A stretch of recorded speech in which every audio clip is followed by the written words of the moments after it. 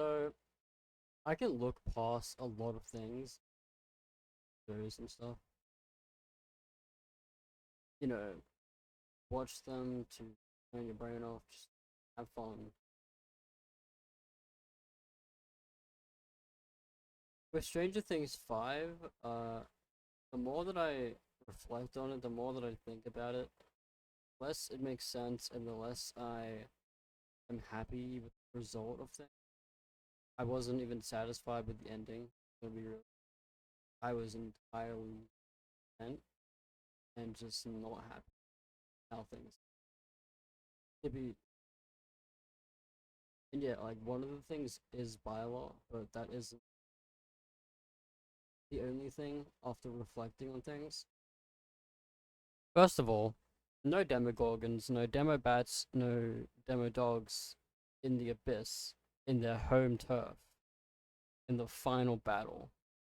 Where you'd think, right, if Vecna is being attacked, why doesn't he summon every single demogorgon and every single demo thing to his disposal? What, because the Mind Flayer can do it? Can just kill everyone? I mean, that's stupid. That's bad writing. And I can't excuse, like one off lazy, you know, writing bits and pieces. But this was the entire season. And it shows through even more when you really look into the things that the Duffers have said about their season and their show. And it just seems like they aren't watching the same show that we are. And it's like, you wrote this show, you made this show, and you don't know your own show. That's pathetic, bro. That is depressing as hell. And I'm gonna prove that to you. Let me just look up some stuff.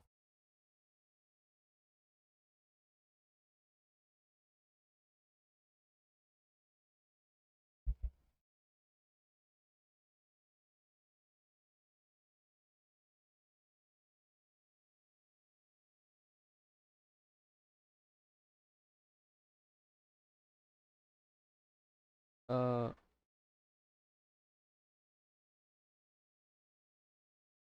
I'm trying to find some stuff.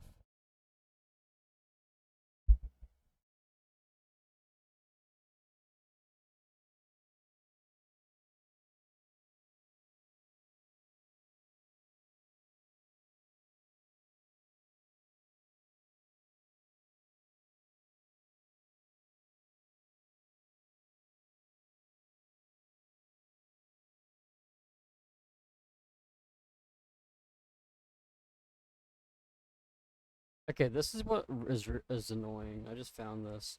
When asked about what they could share about Will's future in season 5, Matt Duffer went on to explain Will's going to be a big part and focus.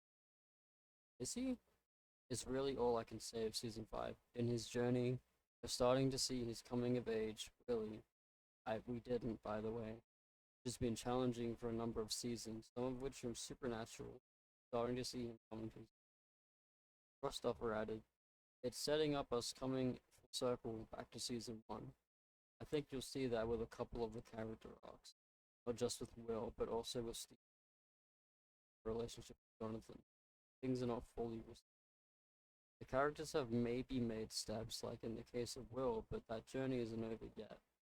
All of that is going to play a huge role as we try to wrap this thing up. By the way, they didn't. It didn't wrap up much. It's kind of disappointing. And then they also said this. This is like an interview we're asking them, and then this is their response. What do you think came together for him after the gay pep talk from Robin and what Mike said to him about being a sorcerer? Do you have that thought out, or was it just a feeling? Ross Stuffer. We knew we wanted him to access these powers this season. Then we began talking about why now, and why is he able to do it now. Some of it is mythology based in terms of the hive mind's closer than it has ever been for him. Most of what we were talking about was how Will has changed. Throughout the seasons, he's been a little more fearful than the others. He hasn't been a leader. He hasn't accepted himself in the way that some of our characters have. I think it was really talking about. I think he was really talking about if he really is able to at least start to accept himself for who he is. Will who he is? Will that give him the kind of strength that he needs in order to access his powers? That's really where episode 4 and really the arc of the first 4 episodes led for him. Which, by the way, doesn't make any sense because they also go on to say in like other parts of like articles and stuff that Mike knew and like like knew that he was well like Mike realized in the moment that Will came out that he was had feelings for him. But then they also went back on themselves and said that didn't know. Which is it? I don't know. But then in episode 8, kind of find out that Mike does know, but he's still very oblivious, and it's really stupid writing because he kind of took a big nosedive at 65. Like, he can't do, he's like lobotomized, bro. He doesn't do anything important. Really stupid, actually. Um, and the fact that this is what is like really annoying to me in the coming out scene for Will, right? Everything he was talking about didn't make any sense for his character. Like, is it because because they didn't even write the play? So why would they write Malvold milkshakes and getting lost in the woods? That doesn't make any sense because Vecna, dude, I don't know. Like this is why we all thought that we were being Vecna'd like as the audience as like this is part of the reason because he says one of the things is I enjoy getting lost in the woods. His trauma started with getting lost in the woods. I don't think you'd enjoy that personally, but what do I know? Whatever. He also says, uh, we enjoy biking to Melvold's for milkshakes, and there's no milkshakes at a general store, a general convenience store, and I mean, at least in Melvold's case, there isn't. So, was that like just bad writing? What was that? It was stupid. I don't know. They also bring up Lucky Charms, and Dustin says in episode 1 of season 5, "What's the chances? What are the odds of? Either what are the chances? What are the odds of Vecna shopping for Lucky Charms?" So you can see how we all thought we're being Vecna'd, right? And obviously 12 people in the scene, 12 people in Henry's thing. All for it to mean nothing in the end, which is really annoying as a storyteller and as like a writer, because that's just inconsistent with your show. And then there's also the fact that he was connected to the mind flight, to the hive mind, and yet he didn't die. So you're telling me you inflict all that pain on Vecna, you chop his head off, and Will is completely fine. Okay, that makes no sense, but alright. Unless it was. Well, no, because he still has powers, so he's still connected to the hive mind, and he still feels everything, but he didn't feel everything. It's ridiculous. It's just the more I think about it, the worse it gets. Like, and they expected people to just eat this up, to be like, oh, we stuck to landing. This is the greatest ending. It's really not. It was a terrible ending.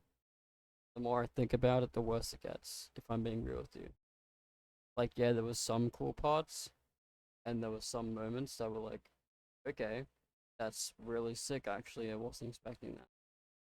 But it's overall really predictable and really safe. That's really annoying because it's supposed to be the big finale, the big ending of the show, and it wasn't. It didn't feel like that at times. Annoying. Not to mention, I mean, I love the Mind Flayer's design. It's awesome. But it doesn't really like feel like the Mind Flayer.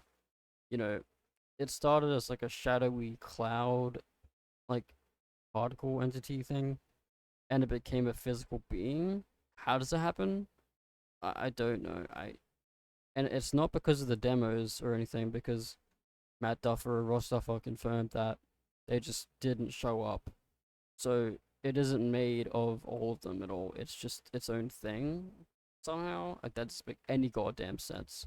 I don't know. But the more I think about the ending, the more angry I get, bro. It's pathetic, really. Um, Not to mention, it's kind of implied that Mike is just imagining, everyone's endings for themselves, like having the movie date, which I'm sure they did, and having Will have a boyfriend, which apparently happened, apparently didn't. I don't know. It's so random. It's so stupid. And then he thinks about Al, and I mean, thinks about Jane's future and stuff, and if she's alive. And he says, "I want to believe she is," but then he's like, "I don't know if she is. So which is it? Is she alive? Is she not?" I don't think she is alive personally, because uh, Harley was like already bleeding out and was had bled out like 20 minutes, 30, maybe 20ish minutes prior. I want to say. So I mean, you can survive that long, especially with like superhuman abilities, but I don't know if that's even like I don't know. That's like another loophole that I can't really get past. Oh my god. The more I think about the season, the more annoying it gets, really. Um the Sorcerer was cool and Volume 1 was near perfect. It was really cool, but slow. But Volume 2, the finale, what happened? Did did they just what I don't did they lose writers in the writers room? Like I don't. It just feels very catered to the general audience and not the fans of the show, which, okay, fine. But there wasn't really much that a fan like me, right, enjoyed. But it says a lot, because I'm not the only one that has problems, with the ending or with the finale itself. So it's like, they really fumbled the bag here. They, yeah, not good. And I like to be positive, I like to be optimistic, but, no, it was shit. The music though, the music was great. Purple Rain, cringe, stupid. Uh, what else? The memes about Finn like going, "Ow, ow, come back out." It's so funny. Oh my god, it's like it's great. One of the captions is something about Finn Wolfhard seeing the script he can't kiss Noah anymore. It's great. Uh, Also that entire kiss with him felt so undeserved and so weird and just gross. Like it didn't look natural or happy. You know what I mean? Like it didn't feel. Well, I don't know what the word is, but comfortable. I guess I don't know. It didn't look very good. Mm. I don't know. It didn't. Like, does this imply that they kind of broke up in 18 months? Because why else would Will suddenly ask about having about all these things and feeling hopeful that he can date Mike if they didn't break up? Because Will isn't the type of person who would cheat on his sisters, on his oh my god, I can't even uh on his sister's like boyfriend. Or does that make sense? I think that makes sense. I'm trying to think about how to word that, but the more I think about it, the weirder it gets. And then, oh my god, the egregious queer baiting, bro, it is so bad. So first of all, there's the rainbow puzzle that Mike looks at in the room where the Wrinkle of Time book is. Later seasons, something about finding the pieces in Vecna's mind, and then Hopper says to Mike, "I'm just as confused as you are, Mike." And then I think it cuts to Mike being like, he just does that weird face all the time. Anyways, uh, apart from that, it was not good. And the more I see about this show, the more angry I get, because it's clear that they did not care about their audience, about their fans.